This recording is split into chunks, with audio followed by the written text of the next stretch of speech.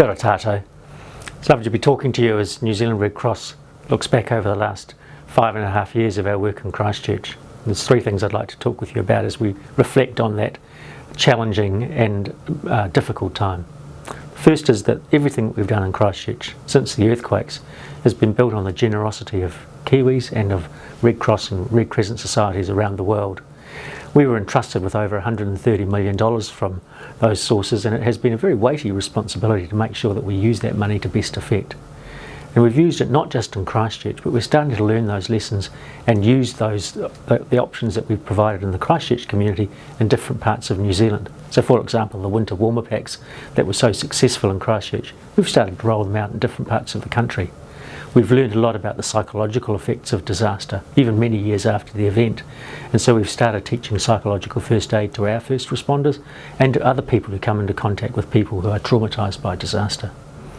The second thing that I'd like to say is that everything we've done in Christchurch has been about building back better.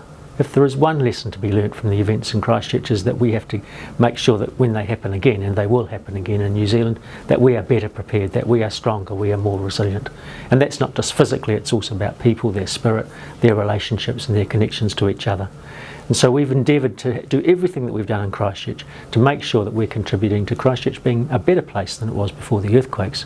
And Red Cross is proud to be part of that, just as we're proud to have been part of Christchurch since 1915. And then finally, the other thing that we've learned is that no one organisation can do things alone. And although we were entrusted with a lot of money, the best work we've done has been in partnership with other organisations, working alongside communities, community groups, government, and making sure that we're joined up and making the best impact as Christchurch begins and continues that journey of recovery.